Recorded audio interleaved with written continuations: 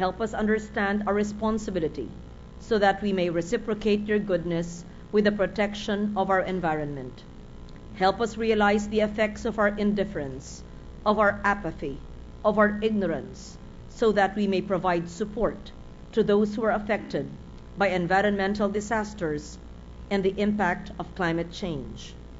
Help us act now for the good of future generations and all other creatures. Teach us to live in peace and harmony with nature so that we may be worthy stewards of your creation. Amen. Amen. The Secretary may please call the roll. Roll call of members. The Honorable Senators Angara, Aquino, Binay, Cayetano Alan Peter Compañero S., Cayetano Pia S., Defensor Santiago, Ejercito, Enrile, Escudero, Estrada, Gingona, Onasan, Lapid, Legarda, Marcos, Usmeña, Pimentel, Poe, Recto, Revilla, Soto, Trillanes, Villar, Senate President Drilon.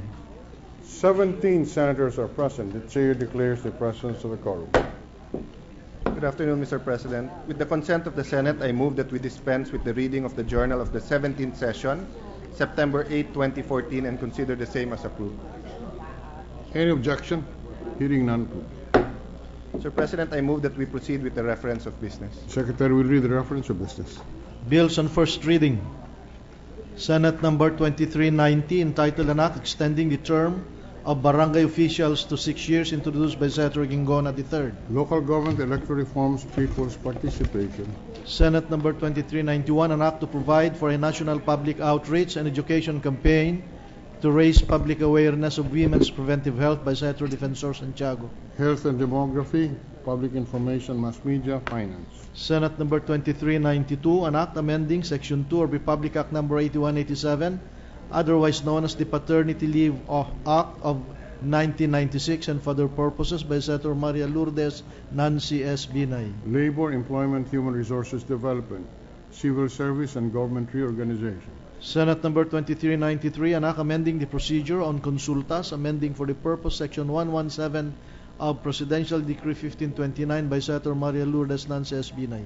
Justice and Human Rights. Senate number 2394, an act ensuring job security to working women who are victims of violence, amending for the purpose Republic Act 9262, by Senator Maria Lourdes Nancy S. Binay. Labor, Employment, Human Resource Development, Women, Family Relations, Gender Equality.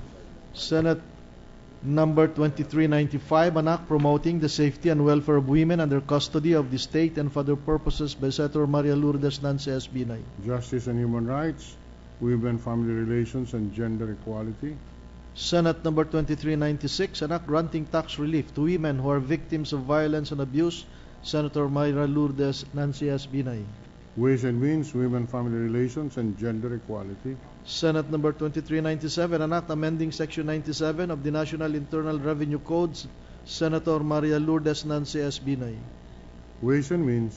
Senate number 2398, an act allowing house arrest or confinement in places other than regular detention facility for detention prisoners, by Senator Maria Lourdes Nancy S. Binay.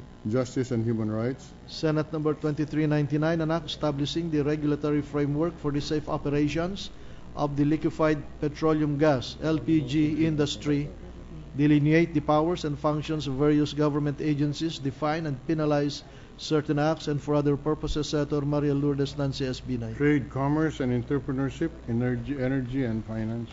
Resolutions. PS Resolution number 900, commending the Gilas Pilipinas team for its recent valiant and commendable effort in representing the country in the 2014 FIBA Basketball World Cup in Spain, Senator Sani Angara.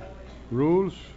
PS Resolution number 901, congratulating and commending the Philippine Army Dragon Boat team for winning 2 gold medals in the 9th International Dragon Boat Federation Club Cruise World Championships held in Ravenna, Italy, by Senator Sani Angara.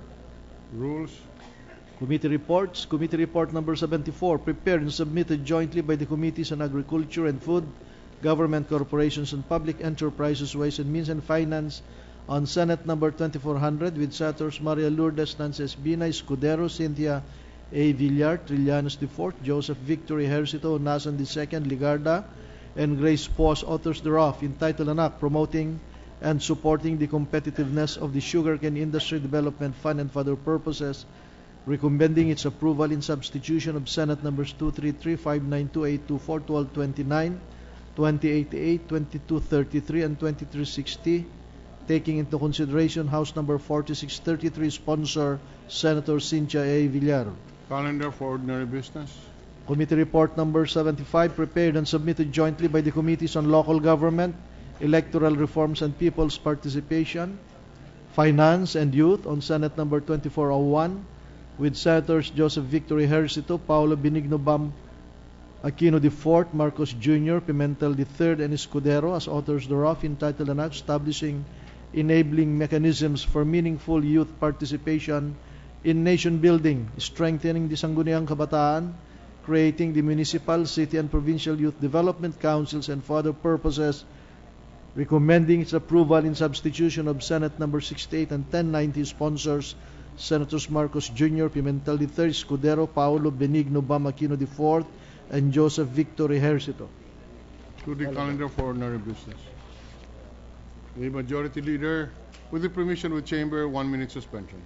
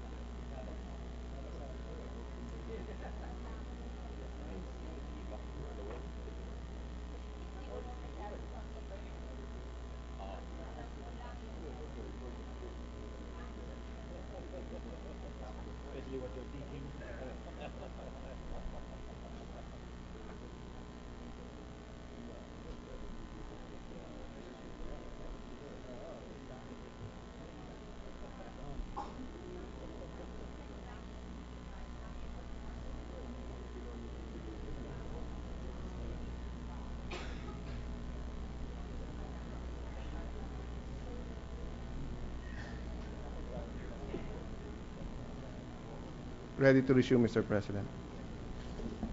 Session is resumed. Mr. President, may we welcome to the Senate a high school that is surely to succeed, the Tagumpay National High School, headed by Christopher Constantino. May I ask them to rise to be recognized? Students and professors of the Tagumpay National High School. We welcome the students from Tagumpay National High School, headed by Christopher Constantino. We will make your presence this afternoon part of the record of the Senate in this afternoon session. Thank you. Mr. President, before I ask that we recognize Senator Villar, may we welcome also to the Senate the SRA Administrator, Maria Regina Bautista Martin, sugar planters from Batangas and Luzon Fed, President Arnel Torreja, Mr. Andrew Regalado, Confed, Vimaca from Negros Occidental, and Queenie Rojo, the Ethanol Producers Association.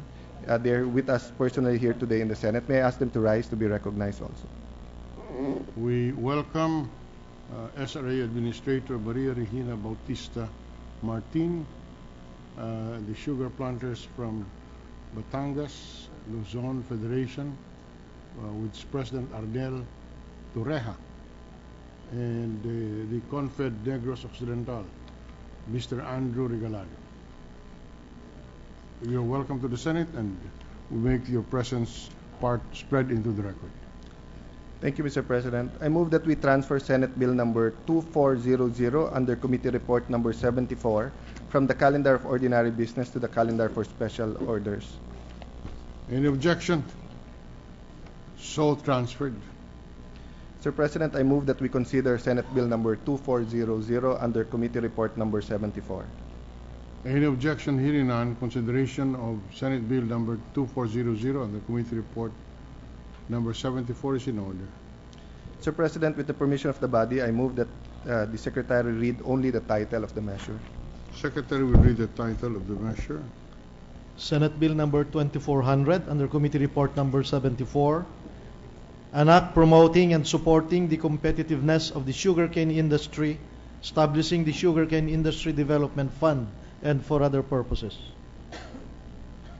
Mr. President, I move that we recognize Senator Cynthia Villar to sponsor the said measure. To sponsor the measure, Senator Cynthia A. Villar is recognized. Thank you, Mr. President. My fellow senators, I stand here today to sponsor Senate Bill 2400 under Committee Report number 74, which is entitled the Sugar Industry Development Fund of 2014. This bill is in substitution of Senate Bill number 233, 592, 824, 1229, 2088, 2233, and 2360, introduced by Senators Binay, Senator Escudero, Senator Ejercito, Senator Honasan, Senator Legarda, Senator Poe, and Senator Trillanes. This is also takes into consideration House Bill number 4633, authored by Representative Alfredo Abelardo Benitez.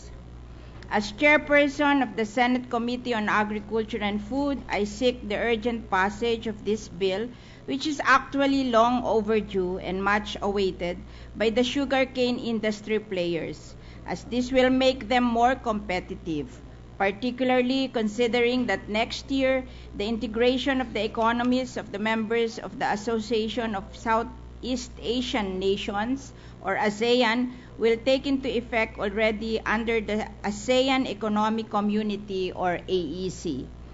The sugarcane industry players have time and again expressed their fear and apprehension about the said impending regional economic integration.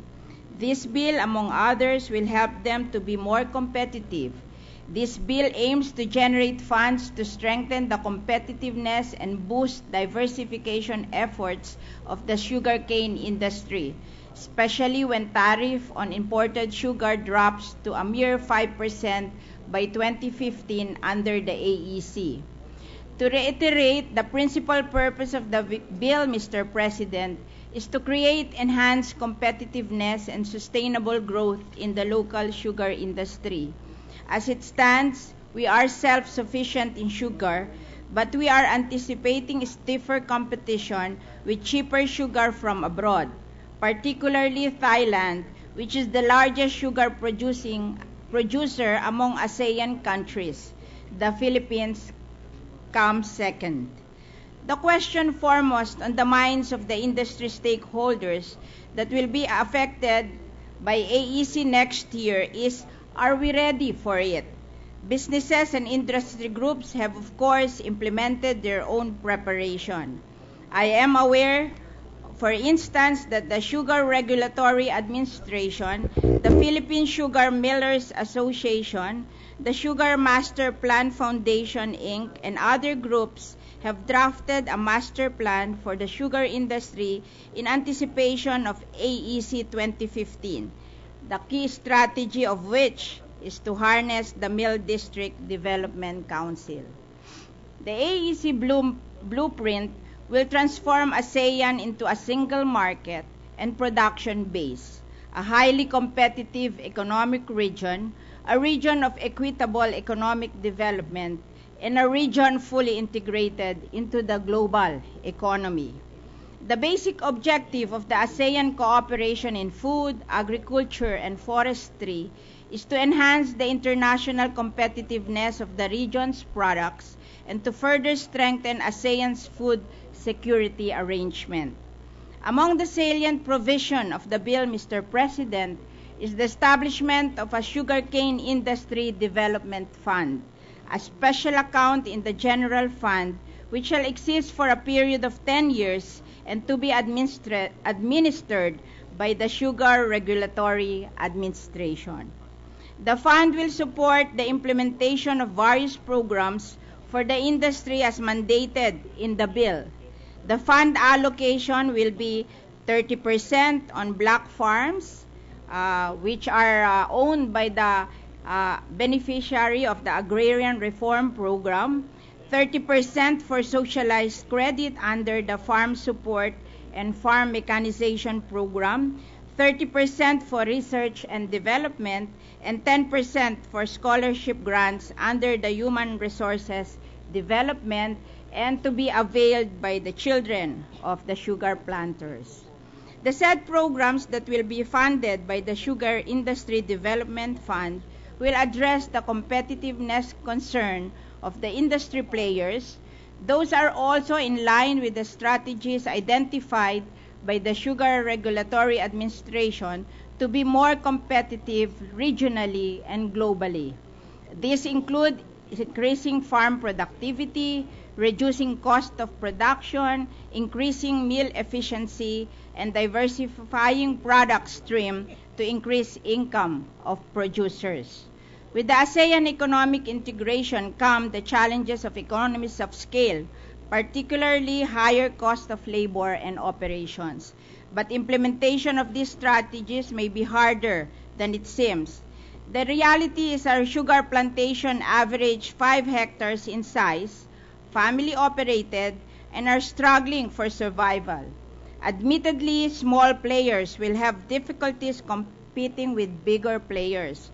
We should provide the industry players with the legislative support they require, and the Sugar Industry Development Act addresses most, if not all, of their requirements. The fast approaching integration of the country into the ASEAN economic community brings with it challenges and opportunities.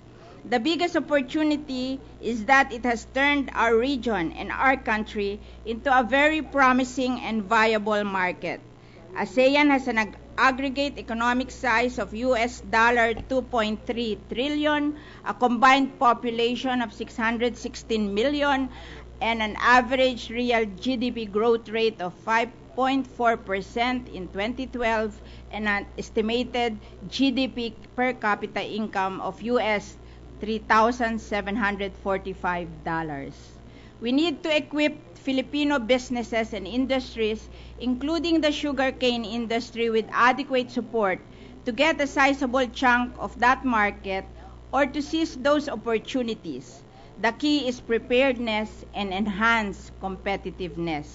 As far as legislative backing or support, My committee is here to protect the industry players' interest and to help bring about a more sustainable and inclusive growth in the agriculture sector.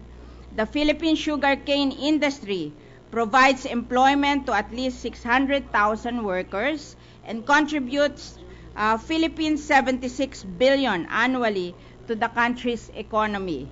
The passage of this bill is long overdue. 2015 is barely 4 months away. Let us not delay it any longer. Thank you very much, Mr. President and esteemed colleagues of the House, of the Senate. Thank you, Senator Villar, the Majority Leader. Mr. President, I move that we suspend consideration of Senate Bill number 2400 under Committee Report number 74. Consideration of the measure is suspended.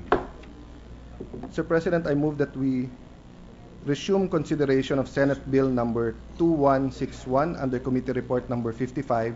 This is the Quezon City Development Bill, Quezon City Housing Development Bill, Mr. President. Quezon City Development Authority. Development Authority, Mr. President. Any objection here? Assumption of the or consideration of the measure is in order. Mr. President, may we also recognize the presence of the Honorable Mayor of the Quezon City. Mayor Bautista is here with us today, together with Congressman Kit Belmonte.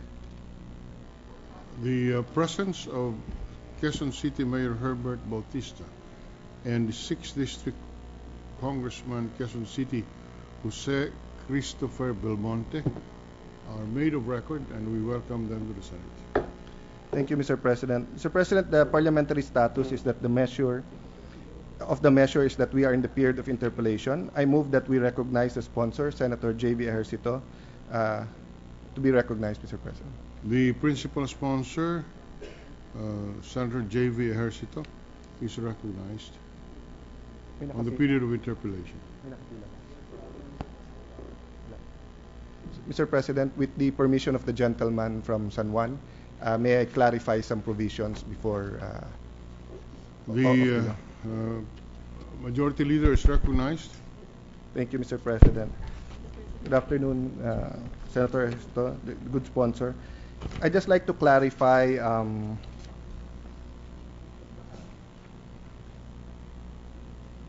Section 9, the Board of Directors, Paragraph F, Subparagraph 3. The members of the board shall be appointed by the President of the Philippines from a short list submitted by the GCG in accordance with the provisions of Republic Act 1049, provided that in all board positions the GCG shall give primary to the nominees recommended by the City Mayor and the City Council of Quezon City. May I clarify if this is sort of a JBC type of process wherein the City Council and Mayor will have a short list, then they will give it to the GCG, and the GCG will be confined to recommending them to the President? Or can the GCG add other names? Thank you, Majority Leader, Mr. President. Thank you for this clarification. Your Honor, in case that is... Can we have the microphone? We cannot hear it from here. Can we have a 1 minute suspension with the permission of the chair? Balik tayo. Dito ka na. Doon na ka. Dito na.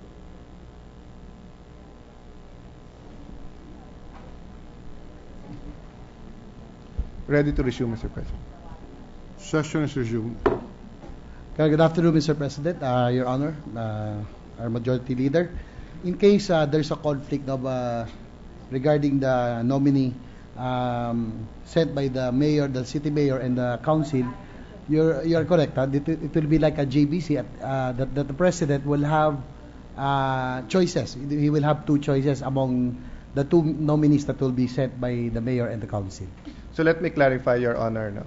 If the mayor and the council have the same nominees, for example, for one board position, they give 3-4 names, then there won't be a problem. The GCG will forward this to the president and he will choose among the 4.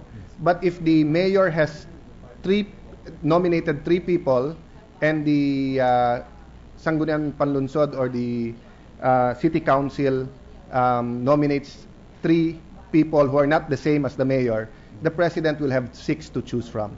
You are correct, Your Honor, Mr. President. At least the president this time will have 6 people, no, wherein he can choose to fill in the members of the board of the said GOCC. Mr. President, may I ask for a minute suspension? Suspended for 1 minute.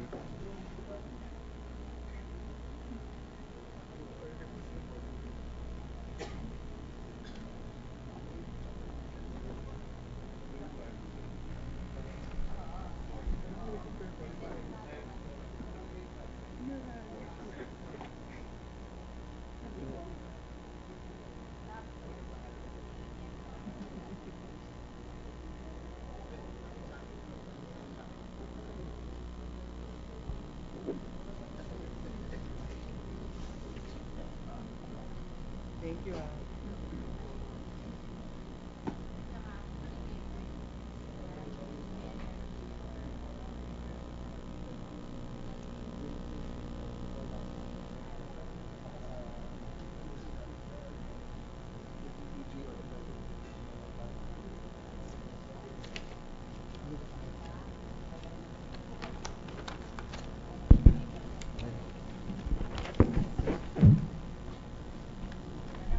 Ready to resume, Mr. President. Session is resumed. Mr. President, the 3rd subparagraph says that the GCG shall give primacy to the nominees. May I clarify this? The GCG will be limited to what the city mayor, to the people that the city mayor and the council nominated. They cannot add their own names. Is that the intent of the law?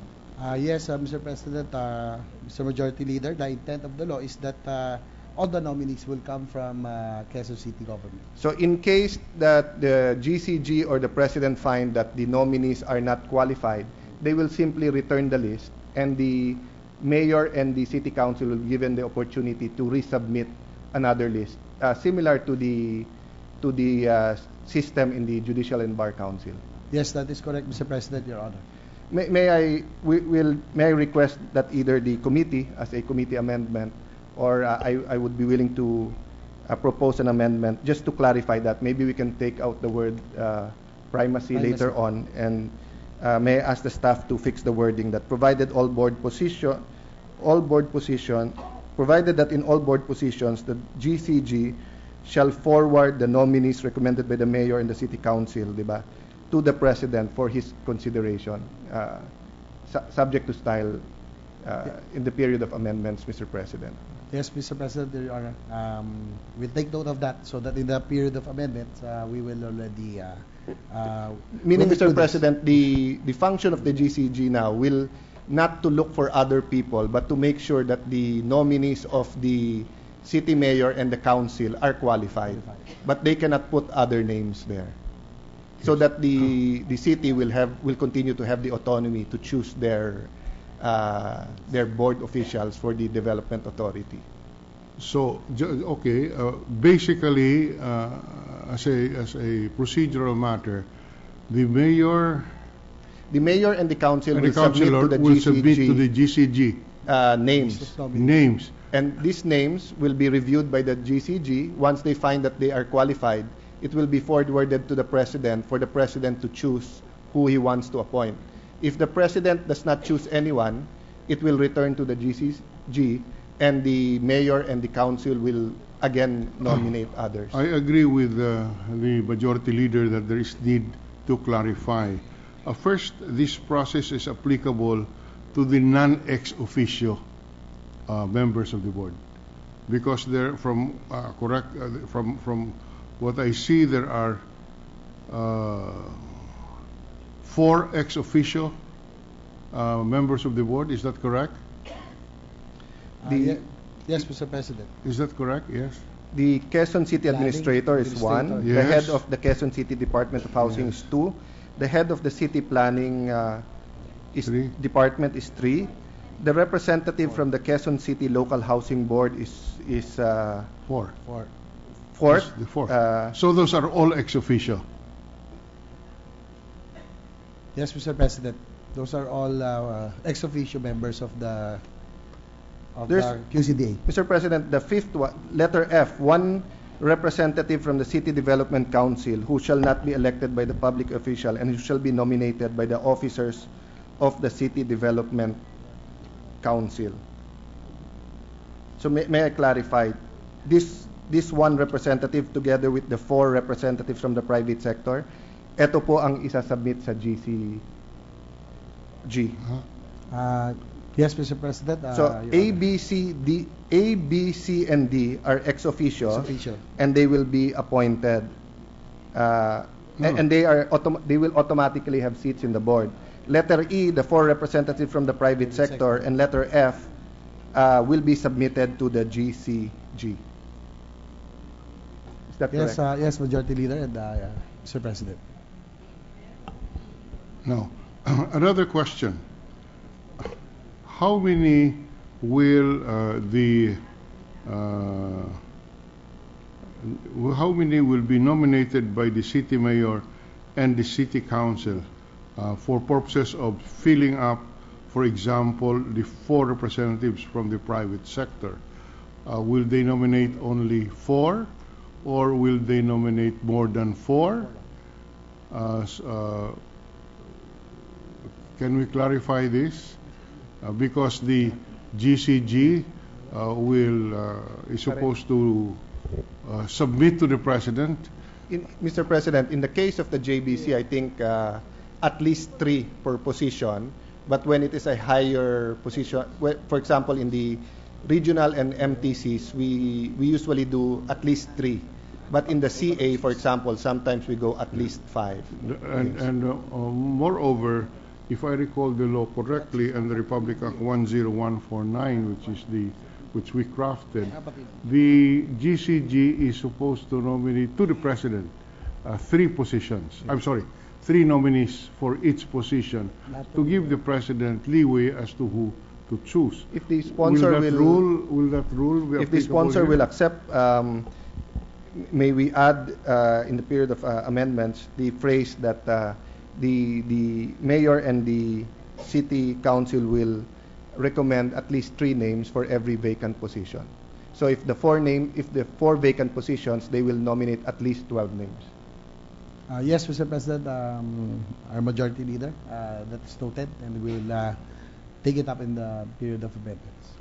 And if some or all of those nominees would not qualify under the fit and proper rule as provided in Section 9, then the GCG can return this to the city mayor and the city council of Quezon City for a new set of nominees. Can that be provided? Yes, Mr. President, that will be the process. The GCG will return it to the mayor and the city council for them to choose a new set of nominees. And my understanding, Mr. President, is that even if they are fully qualified and fit, if for any reason the president doesn't want to appoint said person, he may return the list.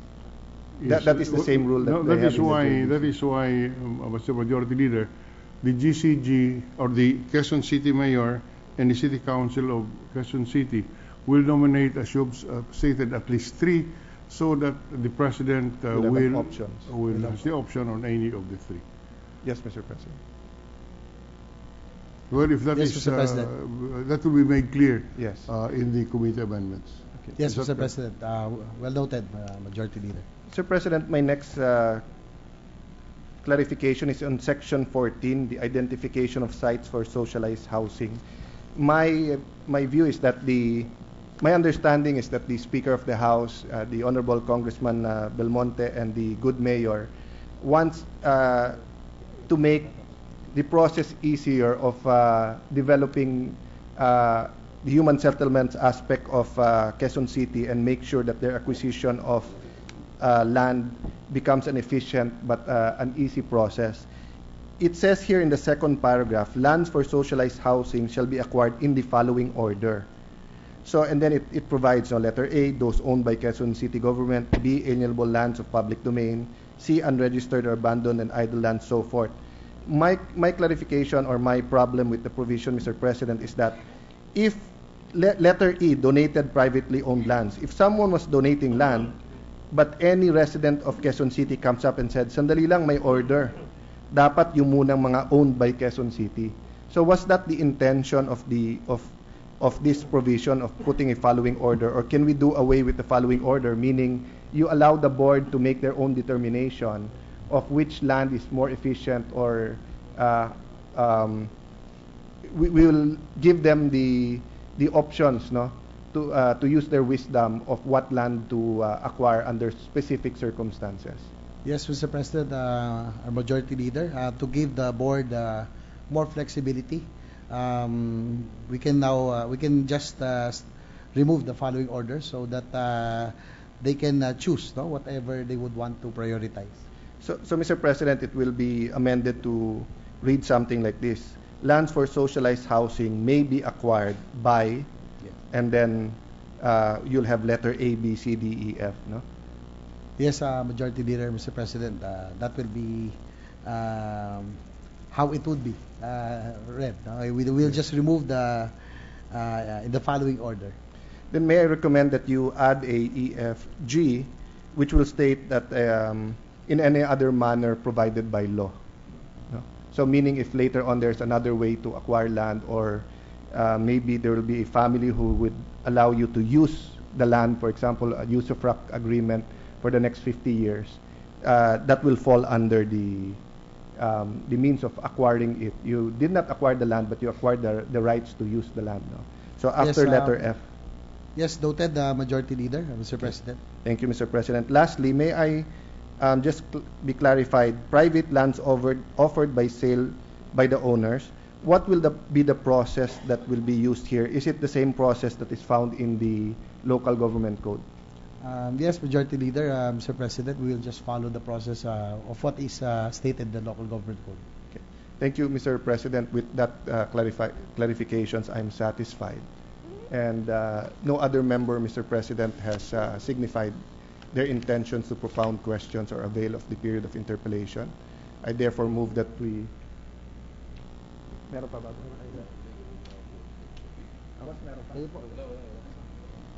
I move that we close the period of interpellation, Mr. President. Any objection? Any objection? Hearing Mr. none. President, Senator Soto is the sponsor. Sorry?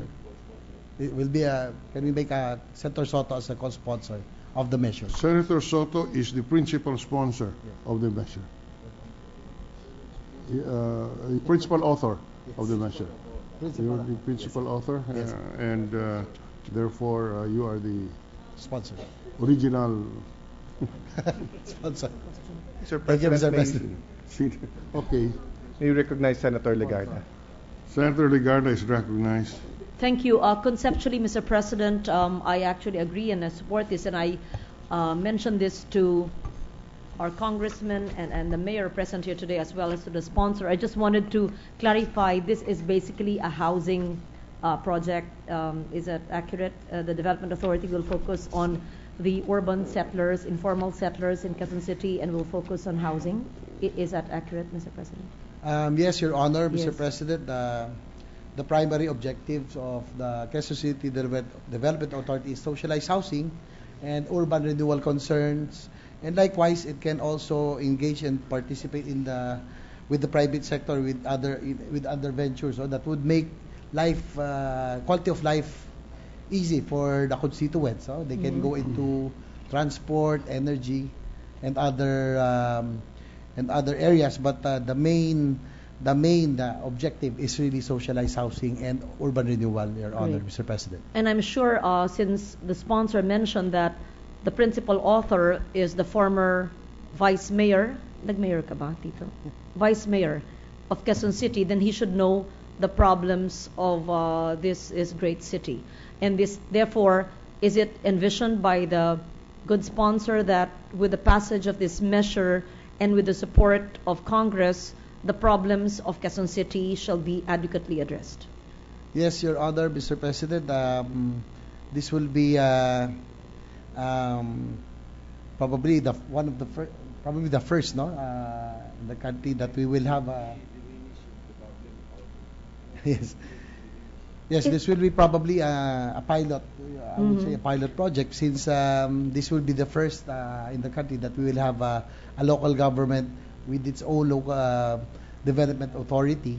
But Your Honor, Mr. President, it is also that this GOCC we will only allow, no, it is the intention of the sponsor that the author that we will only allow development authorities to those LGUs that have an annual average of 10 billion. No? So if you have 10 billion, that is in the last 3 years, that's the only time that we will allow you to put up your own GOCC. May I know that where the initial capitalization for the GOCC would come from, Mr. President? The Quezon City government. It will be fully funded, no, by the Quezon City government. Internally. Will there be any provision? Will there be a provision in the General Appropriations Act?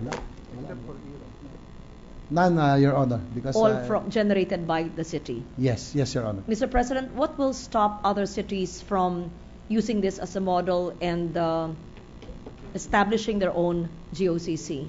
And may I know the advantages of having such an authority to help the local government? In short, what help will it do that the present system in local government could not address? Yes, Your Honor, Mr. President, the local government, in this case, Quezon City, can now go into housing, into joint venture with the private corporations, that it doesn't have to wait for the NHA and other national housing agencies, for example, to go into projects, no, within their constituency or within their area. So now it's the local government, Your Honor and Mr. President, that can initiate and go into joint ventures and develop their own socialized housing and other urban renewal projects.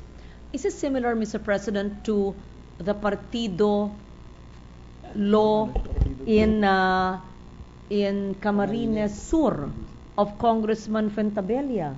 Because it is an authority, I believe I was chair of Committee Economic Affairs when we heard it, and it was passed. Bakit ka natatawa? It amuses Senator Osmeña. I do not know why, but is it similar to the Partido law of Bicol, Mr. President? Your Honor, Mr. President, I don't think it will be similar. I think that, Your Honor, this will be a pilot. It's the first time. It's not similar to Partido. The first time, yes. That the Partido Development Authority, if the chair recalls correctly, is funded under the General Appropriations Act. The difference here is it will be funded by the city. Yes, Your Honor, it will be funded by the city, and there will be no item from the GAA. Mm-hmm. May I know, Mr. President? In this particular case, a GOCC is being put up called the Quezon City Development Authority with 1 billion pesos as authorized capital stock, which will be fully subscribed by the Quezon City government using its own funds. So we're creating here a GOCC. Yes. I appreciate the fact, Mr. President, that it says to promote greening and development of vacant, blighted, and underutilized lands in Quezon City owned by the local government. I also support letter I when it says it plans to implement urban renewal programs in coordination with the Environment Management Bureau of the DNR to preserve and to protect unique, vital, and sensitive ecosystems, watershed areas, etc. We know that the Ninoy Aquino Parks and Wildlife is a protected area. I am certain that Your Honor, the distinguished sponsor, will agree that this may not be in the future a possible site for perhaps a mall or a big infrastructure development because it is a protected area. That is quite understood, Mr. President? Yes, Your Honor, Mr. President. I think it will be clear that this measure would support greening and protect the national and protect, of course, the environment. And we will not we'll make sure that parks and open spaces, especially like the Ninoy Aquino, Will be respected. will and be protected. respected, Your Honor. Great. Mr. President, may I also request, and the mayor is here and the congressman is here, that in every open space, whether publicly owned and privately owned, there could be a massive tree growing program of indigenous tree species, perhaps, Mr. President, as well as the full and effective implementation of the ecological solid waste management. And I say this, Mr. President, because I know that there are model barangays within the city that has been modeled and featured even abroad. I'm not certain the names of the barangays that actually implements SWM. I know that they are in the village or the neighborhood of Blue Ridge and many other areas, but if the whole city, with the leadership of Mayor Herbert and the congressmen and the local officials, through this newly established authority, can actually make it a model city that would have zero waste. Imagine if Quezon City, through the establishment of this authority, could really have a zero waste city. At yan po ang aking hamon kay Mayor Herbert na nakausap ko kanina, na sigurado po ako ay nasa puso niya ang pagpalaganap ng ating mga pagpapatupad ng ating environmental laws. Kaya if Quezon City could be a zero waste city, we would greatly appreciate that, because it's a 13-year-old law that is not being fully implemented in many cities around the country, Mr. President. Yes, Your Honor, Mr. President. The mayor is here, and I'm sure that he will take note of your recommendations, and probably if this becomes if Quezon City becomes very successful in its greening and urban renewal program, then probably we can credit this measure, Your Honor, Mr. President, because they will be allowed to partner with private corporations in improving all the idle lands and all the government lands in Quezon City. May I also kindly request the mayor, and I'm taking advantage of this time, Mr. President, that he adopts, I think he has already did, just to remind, the utilization of geohazard maps, not just in the city but down to the barangay, perhaps even purok level, so that the disasters that happened after Ondoy, etc., Glenda, would no longer happen, so that we know which are the communities which are lying in vulnerable areas near esteros, canals, etc. And I hope that the mayor could fully use the geohazard maps provided by the Mines and Geosciences Bureau. Yes, Your Honor, Mr. President, the mayor is here. I am sure that he's listening intently, and I'm sure in the master plan that the QCDA will be following, they will take note and look at the geohazard maps and make sure that when calamities like Ondoy happen, that we will have minimal if not zero casualties, and refrain from further developing or identifying areas that are not really that are in danger zones, be identified and not be allowed to build anything, especially socialized housing, Madam, Your Honor. Thank you, the good sponsor. May I also remind the good mayor and congressman who are present here today that the retrofitting of public infrastructure, including private buildings, is in order, considering that the 2004 Mamayer study states that the West Valley Fault runs through a part of Quezon City where there are malls and condominiums and buildings. May I therefore request that the retrofitting of buildings in this fault be done as soon as possible time, so that we will be able to assess what to do in the event of a 7.2 magnitude quake, Mr. President. Yes, Your Honor, Mr. President, duly noted, and all of your recommendations, Your Honor, are well taken, and we will be submitting this likewise to our honorable mayor for him to follow. I see a thumbs up for every point mentioned by this representation, Mr. President, and I thank him for that.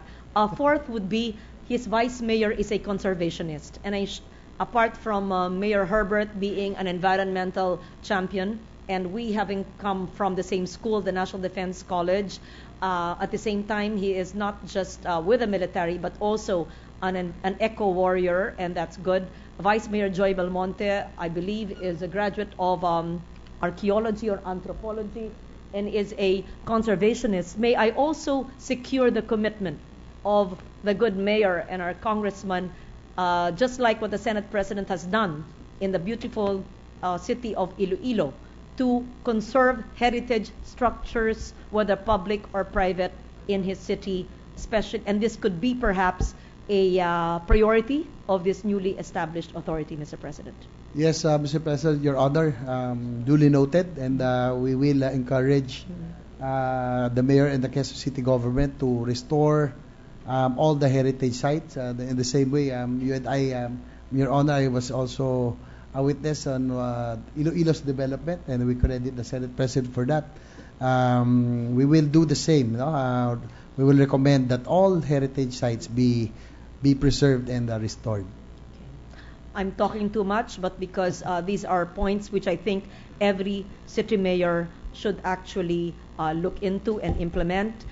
Now, my last question would be, Mr. President, since you are the sponsor and your father is a local government official in the historic and beautiful city of Manila, which unfortunately has many challenges too, may I know whether there is any plan for the city of Manila to establish a similar authority so that it could engage in similar practices like the Quezon City Development Authority?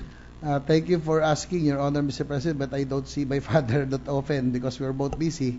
But there is a provision that only local government units or cities with at least 10 billion in gross income in the last 3 years will be allowed to put up its own development authority.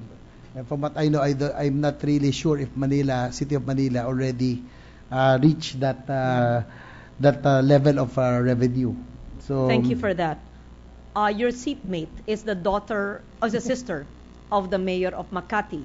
May I know that based on this interesting development authority proposal, is there a possibility that Makati would also set up a similar Your Honor, Mr. President, if the QCDA becomes a very successful venture, in terms of developing either lands for socialized housing, other urban renewal projects, then I'm sure Makati and Manila, which I think are the only local government units that have the capability to reach 10 billion in revenues in the last 3 years, in the next few years.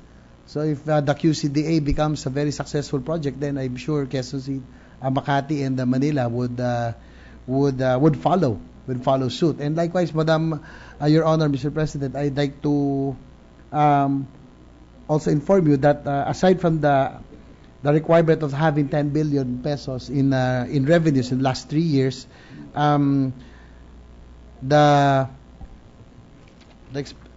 the per capita expenditures, we will also put a kulatilla of per capita expenditures of about 10,000.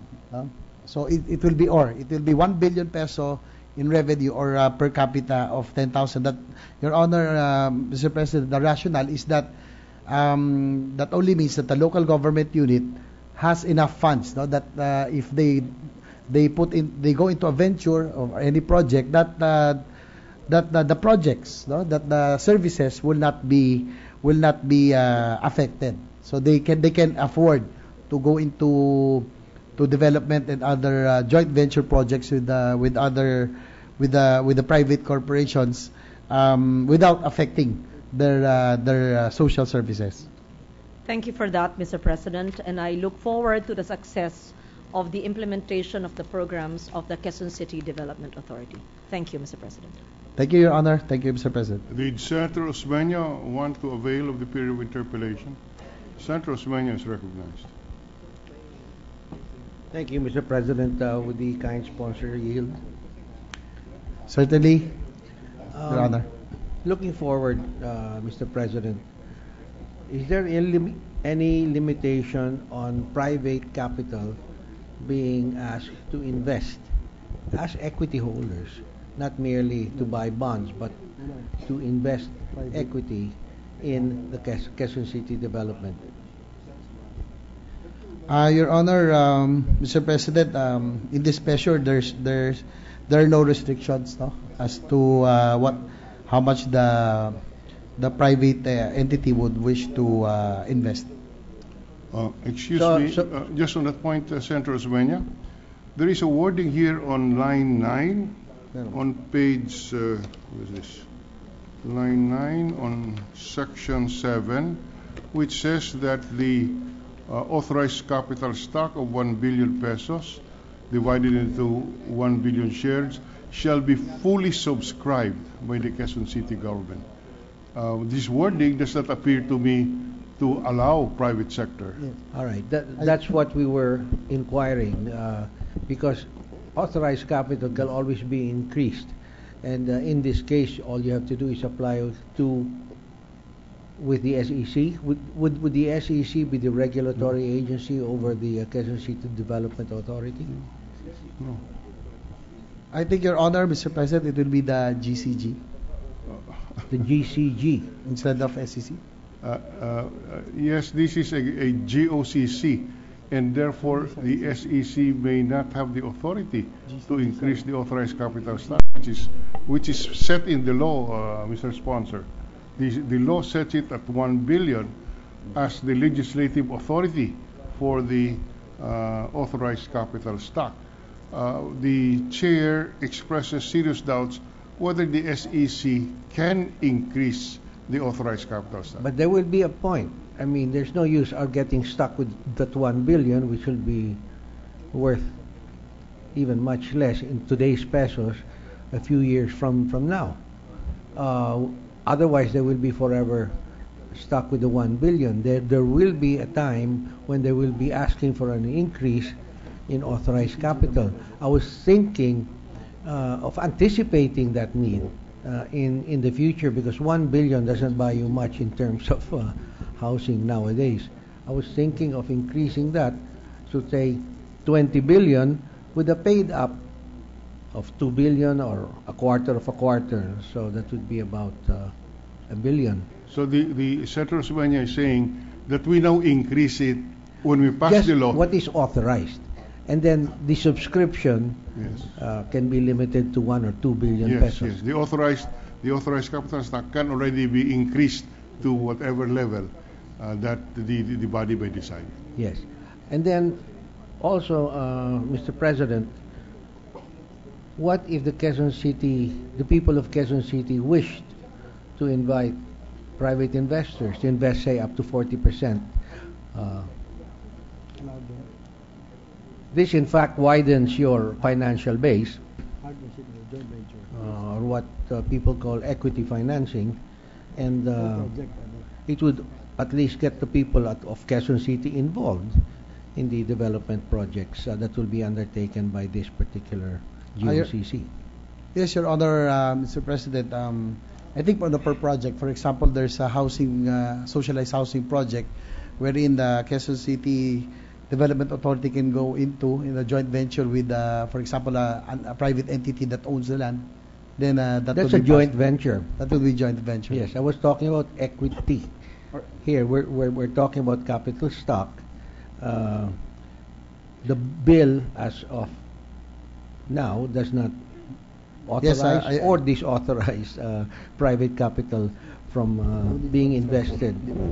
All it says is that the Quezon City will subscribe to the entire capital base. But is the sponsor looking to allowing private investors to participate equity-wise in the authority sometime in the future? Your Honor, Mr. President, it will be fully subscribed. So it will be fully owned by the Quezon City government, and I don't think Today, yeah. today, and I don't think there's an intention to have a joint venture or have a partnership with with a private All right, entity. because there have been GOCCs owned by government that have been privatized, like the PNB and the PNOC, the Petron. So I was just thinking that if you're going to look down the road or look forward, it might be attractive to open that up. But I guess we will have to amend the law later on to allow such private participation in case the need or the want for it arises. Thank you, Your Honor, Mr. President. But I think the Quezon City government, their intention is really just to fully own and fully subscribe the said GOCC. Thank you very much, Mr. President. Can the chair ask for a few clarifications, Mr. Sponsor? Certainly, Mr. President. The first question is there a need, will there be a need for an appropriation ordinance for the Quezon City Council? Yes, Your Honor. Yes, Mr. President, there will be an appropriation ordinance. There will be an appropriation ordinance. So will Section 7 be amended to reflect that? Because the way it is worded now, it doesn't seem to need an appropriation ordinance. Mr. President, the committee will propose an amendment that would subject the Quezon City government in its accordance with its financial capacity and fiscal priorities, subject to the passage of the proper appropriation ordinance. The committee would insert this amendment in the So it will motion. be Section 7 will be amended to reflect the need for an appropriation ordinance from Quezon City Council. We just want to be clarified. Any suspension, Mr. President, I just inquire with the mayor. Suspension.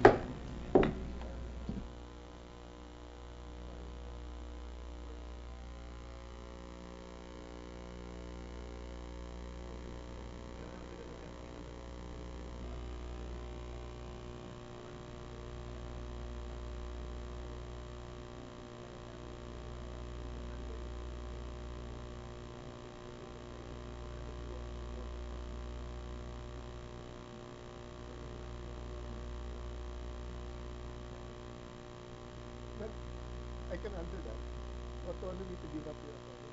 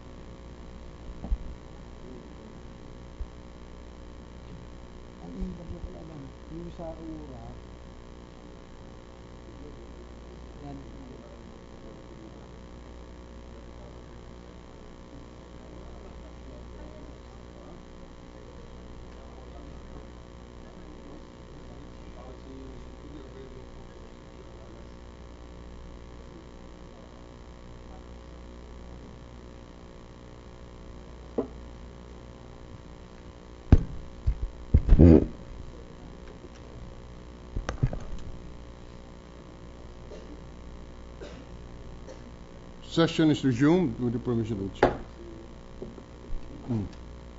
Yes, the chair had sought a clarification as to whether there is a need for an appropriation ordinance from the Quezon City Council to implement Section 7. Yes,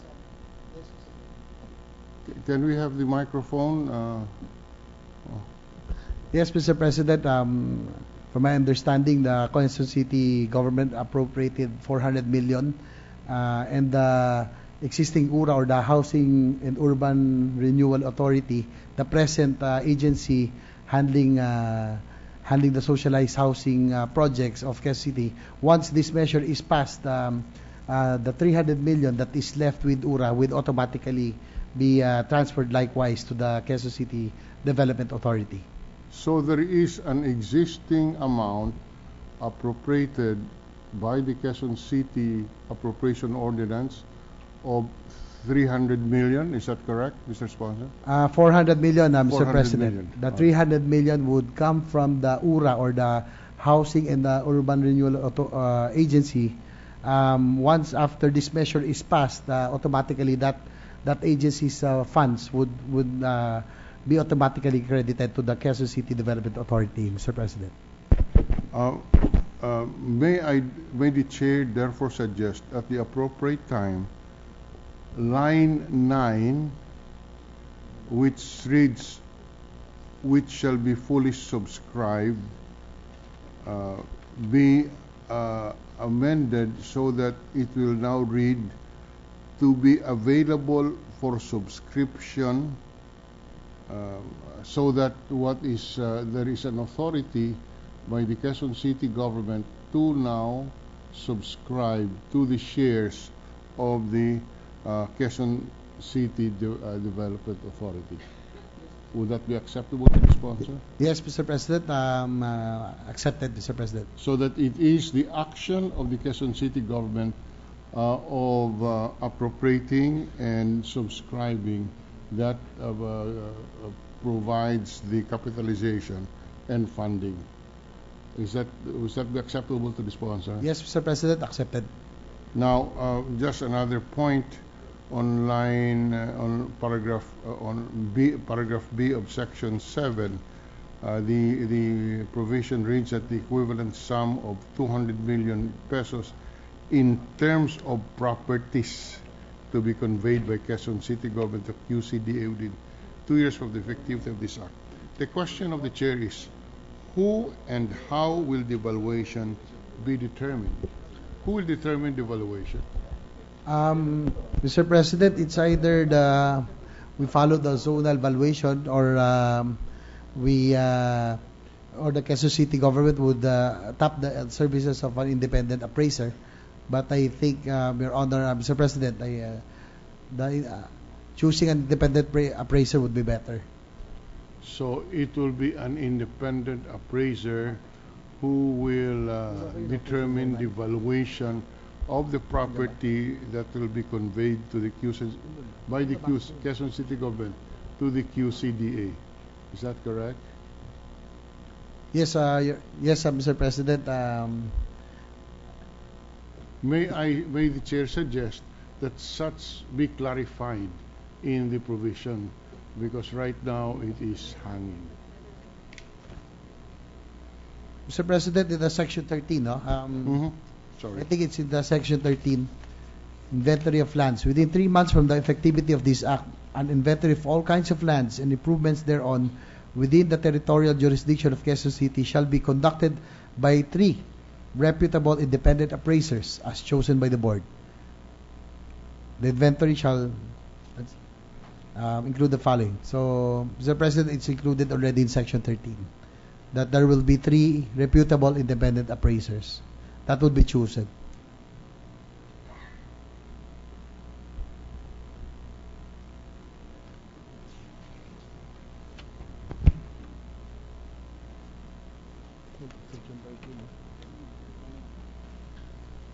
Okay. Section 13, Mr. President. Yes.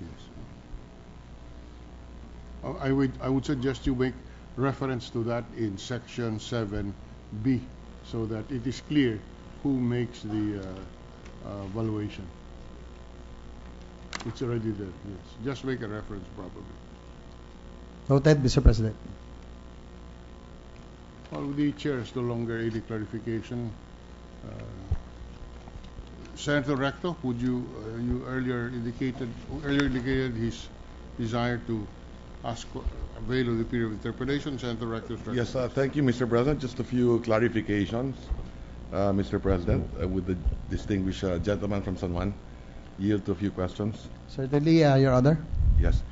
First question, Mr. President, is that what is the business of Congress in creating a GOCC for a local government unit? Isn't the city government of Quezon City allowed to create and organize a local GOCC under the local government code? Your Honor, Mr. President, the way I understand it, according to the GCG law, the local government is not allowed, so it has to be approved by Congress. Again, Mr. President, you're saying that the local government code does not allow local governments to create local government corporations? Yes, Your Honor, the way I understand it, according to the GCG, GOCCs can only be created and it needs the approval of Congress, Your Honor. As far as national government concerned GOCCs are concerned, but not for local government units. I think that local governments are allowed to create public enterprises and local government corporations, Mr. President. In fact, the Constitution provides for autonomy of local government units. Well, and that is precisely Section 2, Declaration of Policy in this Act. It talks about local autonomy. yes, Your Honor. But in this bill, in effect, it is the national government getting involved in local government affairs. In this case, not all local government units, but only for Quezon City. A minute suspension, Mr. President. Yes. Suspended for 1 minute.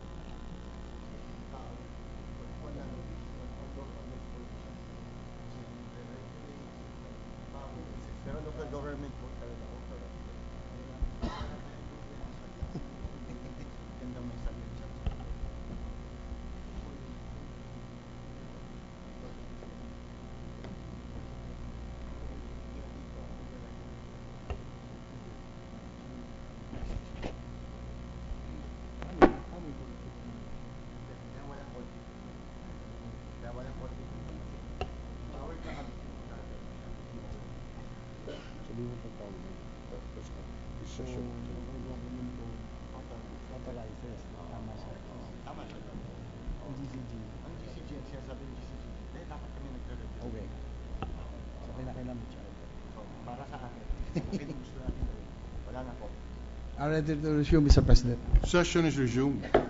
Your Honor, I stand corrected. No? The local government code allows Yes. local governments. No? But in this case, because of the scope that the QCDA is intended to do its operations, they are seeking their own charter, no?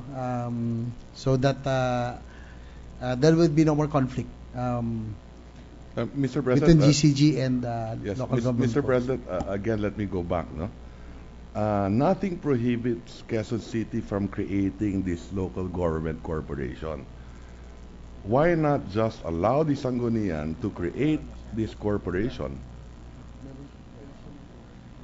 In fact, Your Honor, Mr. President, Quezon City government right now has an existing what you call HURA, no, yung Housing and Urban Renewal Authority, but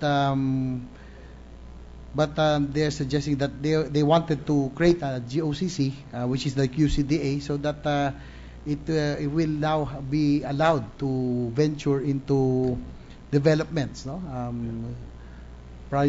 especially socialized housing and other urban renewal. But again, Mr. President, nothing prevents the city government through the council to create this corporation or this authority. Correct, Your Honor, Mr. President. So nothing prevents. Now, Section 7, as rightfully pointed out by the Senate President earlier, you have a situation here wherein the national government is mandating the local government to appropriate. Can the national government mandate the local government to appropriate 1 billion for a GOCC? Your Honor, Mr. President, just before I go into your query, it was the COA finding, no, that suggested the creation of GOCC because of the scope of Can of we the see that? QCDA. That Yes. Can we see that COA finding? Number one, no. Number two, maybe it was a procedural lapse on the part of the Quezon City and COA. But I don't think COA is in a position to tell the national government or the Quezon City government for that matter that, hey, you need to have a GOCC approved by Congress. That is a policy issue. That has nothing to do with accountability of money, Mr. President. So the question here is, in Section 7, as rightfully pointed out by the Senate President, can the national government interfere in the work of the local Sangguniangs by telling them to appropriate 1 billion pesos for this local government GOCC? The sponsor, Senator Recto, has agreed that the wording will be changed so that instead of mandating that the 1 billion will be fully subscribed by the Quezon City government, what will appear as a wording is that to be available for subscription by the Quezon City government, and that they would appropriate funds from the local government coffers in order to subscribe to the shares of the QCDA. That would be one of the solutions, yes, Your Mr. Honor. President. Yes, no? yes. I just wanted to point out as Yes. well that there is a problem in this section wherein the national government is mandating the Yes. local government to make the appropriation. But then there will be amendments later on to paragraph A and to paragraph B as well. Yes, Your Honor, Mr. President. If you have any amendments, then we'll gladly. Now, can the local government or can the national government take away functions of the city government and put it in this government corporation? For example, urban planning. That is a function of the local government, of the Sangguniang. It says here, Section 8, powers and functions of the Quezon City Development Authority. The QCDA shall have the following powers and functions in accordance with the established urban development and housing plan prepared by the Quezon City government. Develop and implement a comprehensive and integrated urban renewal program for Quezon City. Hindi ba trabaho ng city government yon? Your Honor, Urban planning? Your Honor, Mr. President, the way I understand it, that it will still be the master plan or the plans of the Quezon City government, which would be followed, no, by the QCDA. So what is the purpose really of this QCDA? Why is there a need to create this corporation to begin with? Well, Your Honor, Mr. President, As I mentioned, the intention is really of QCDA is to address the socialized housing in other urban renewal concerns, and to go into ventures, no, with and other development projects that would improve quality of life in the area. Through a national government law. Yes, Your Honor. Because GOCC created by Congress. Yes, Your Honor. Yes, Your Honor. So this cannot be done at the local level. Your Honor, Mr. President, this will give Quezon City government more elbow room to go into different ventures, no, in improving. Primary is the socialized housing, and other urban renewal concerns. They may extend it to transportation, energy, telecoms, and other areas. But the intention is to give the Quezon City Development Authority and the government more elbow room for it to venture into these projects. Would the gentleman from San Juan, as former mayor of San Juan City, want to have a similar GOCC for San Juan? Well, Your Honor, if it would, if a GOCC like a QCDA becomes very successful in its initial projects, no, I don't see any reason why not, no. But Your Honor, for your information, also, Mr. President, this is limited only to those local government units with about 10 billion in gross revenues. Again, in the last 3 years. So not all local government units, we presume, can qualify. No? And the reason being is that we wanted to make sure that those who want to venture in this development authority or GOCC, we want to make sure that if they put portion of their budget, that the social services, Your Honor, Mr. President, will not be disrupted. And likewise, to add, Your Honor, so that you mentioned if, as former mayor of San Juan, if San Juan can be qualified, our income is only 1.5 billion, no? But we will be, if it's accepted, Your Honor, Mr. President, we will add the Kulatilia if we can include those with per capita income of about 8,000 will be allowed, no, to put up their own development authority. Yeah, but what is the reason for all of this 10 billion? What is the purpose for all of that? Well, Your Honor, the rationale is that to make sure that the social services and other services and other operations are not affected. That means that the local government unit or the city is financially capable of going into venture, no? And other projects without sacrificing its services. Yeah, but that's precisely the point, Mr. President, no? And that's why I think bills of this nature should be left to the local government unit concerned, di ba? They would know what their priorities are. So there's no need for that in this bill, if there is any such provision, which I've not found yet, Mr. President. But let me maintain that, did the Quezon City government try to create this GOCC? Your Honor, Mr. President, this is a request from the Quezon City government. As I've said, as mentioned earlier, they wanted more elbow room so that they can. But did they try to create such a local government corporation? Yes, Your Honor. I think the original URA or the original housing and urban regional authority. So yes, you did create a local public enterprise in Quezon City. Yes. And yes, what Your year Honor. was this created, Mr. President? Your Honor, 2003. Mr. President, it was created in 2003. So there was an ordinance passed creating such. 2003.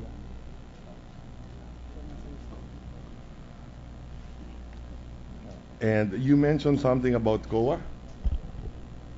Your Honor, going back to your first query, I'd just like to read. Quezon City Development Authority is the successor of the Quezon City Housing and Urban Renewal Authority, or the QC-HURA.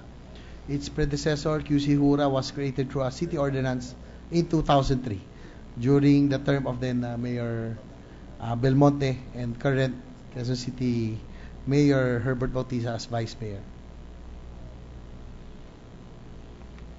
So it was created, Your Honor, in 2003 For the same purpose.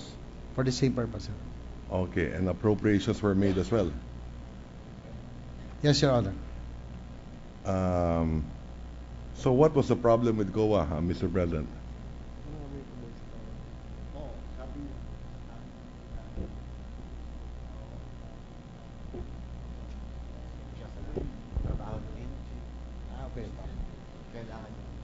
Your Honor, Mr. President, it was the recommendation of COA since the scope is very wide. Sometimes the QC-URA is stepping on certain agencies like NHA and other national agencies. So it was the recommendation to just put up a GOCC so that the Quezon City government itself can just put up their own socialized housing project, for example, without necessarily stepping on the housing agencies and depending on these national agencies, Your Honor.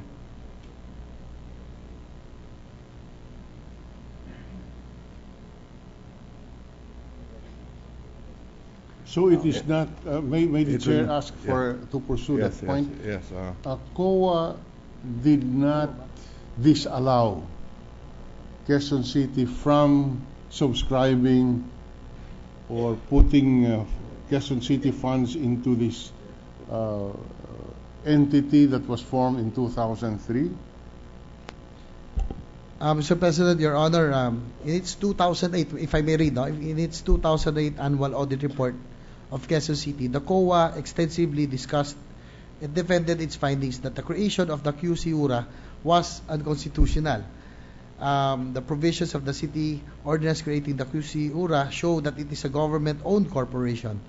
There is already a 2004 Supreme Court ruling, specifically Leyte Metropolitan Water District versus COA, which states that the local government code does not vest in the Sangguniang Bayan the power to create corporations. So there is a decision of the Supreme Court cited by COA which would not allow a GOCC to be formed by city ordinance. Is that the import of that decision, Mr. Sponsor? Yes, yes, Mr. President, Your Honor. This is the creation of QC-URA, yes, was declared unconstitutional, and provisions of the city ordinance creating QC-URA show that it is GOCC. It was a COA finding, Your Honor. The COA declared the ordinance unconstitutional?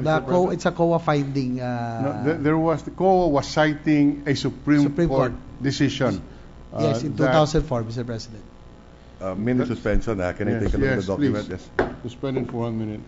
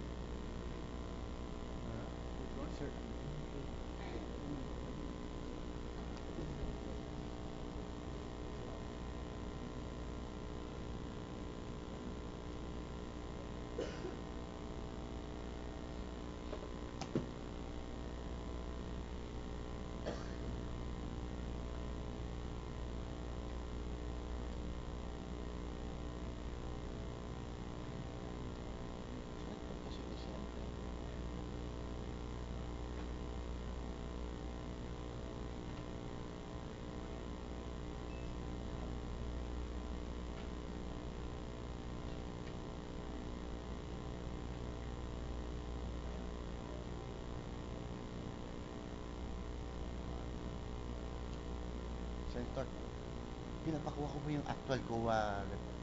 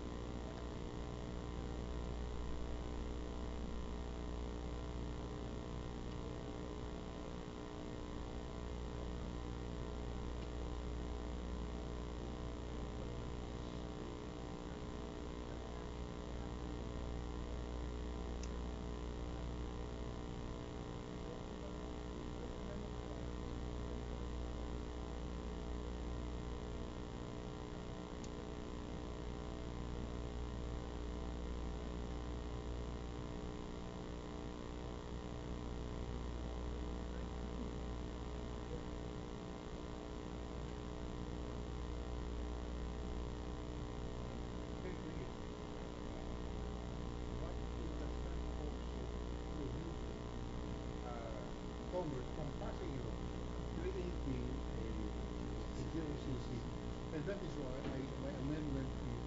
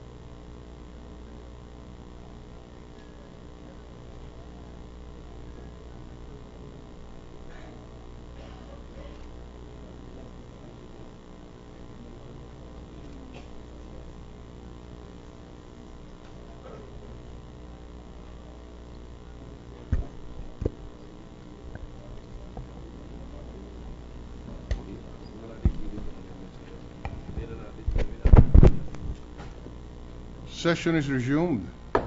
The sponsor and Senator Recto are once more recognized.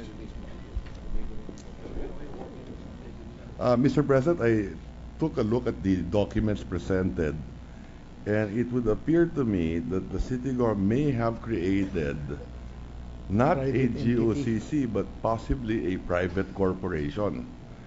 And that is possibly why the COA was against it, if at all. Nevertheless, Mr. President, there are many other questions, but maybe we could take that up at the period of amendments, because there are ways to cure the bill, Mr. President. Okay. So thank you, Senator Recto. You just propose amendments at the appropriate time. There is another point while we are on the topic.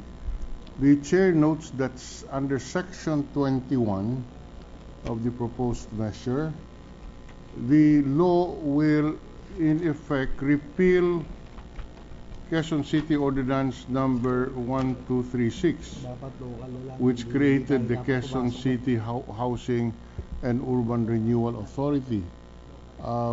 May the chair suggest that the matter of dissolving the QC HURA be an action done by the Quezon City Council rather than Congress.